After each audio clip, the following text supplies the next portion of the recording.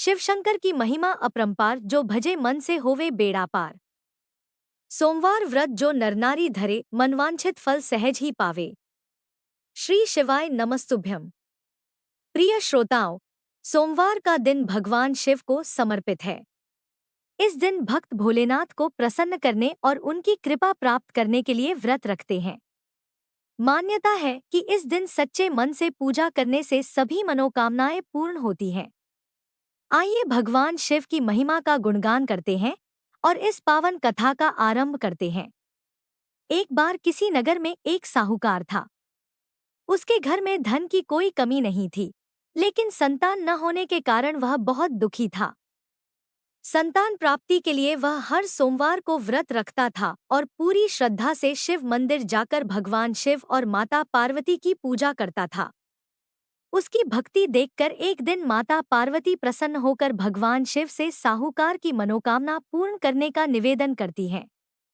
भगवान शिव कहते हैं कि हर प्राणी को अपने कर्मों का फल भोगना पड़ता है, किंतु माता पार्वती के आग्रह पर भगवान शिव साहूकार को पुत्र प्राप्ति का वरदान देते हैं, पर बताते हैं कि वह बालक केवल 12 वर्ष तक ही जीवित रहेगा। साहूकार यह बात सुन लेता है, फिर भी वह पहले की तरह श्रद्धा से पूजा करता रहता है। समय आने पर उसके घर पुत्र जन्म लेता है। जब वह 11 वर्ष का होता है तो उसे काशी पढ़ने भेजा जाता है।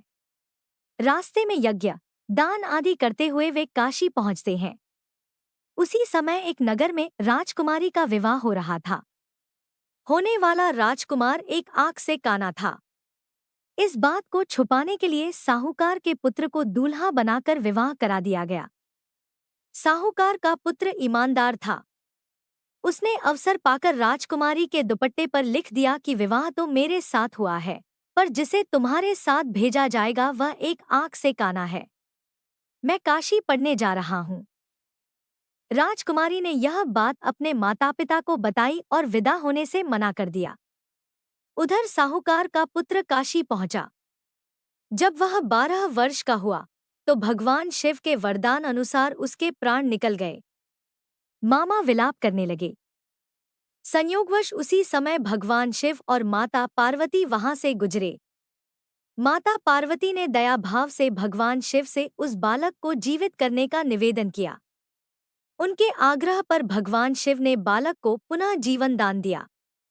शिक्षा पूरी कर वह अपने नगर लौटा। उसी नगर में पहुंचा जहां उसका विवाह हुआ था। राजकुमारी के पिता ने उसे पहचान लिया और अपनी पुत्री को सम्मान सहित विदा किया। इधर साहूकार और उसकी पत्नी पुत्र की प्रतीक्षा में उपवास कर रहे थे। जब उन्हें पुत्र के जीवित होने का समाचार मिला तो वे अत्यंत प्रसन्न हुए। उसी रात भगवान शिव ने स्वप्न में आकर कहा कि सोमवार व्रत और कथा के प्रभाव से उनके पुत्र को लंबी आयु मिली है। इसी प्रकार जो भी सोमवार का व्रत करता है या कथा सुनता है, उसके सभी दुख दूर होते हैं और मनोकामनाएं पूर्ण होती हैं।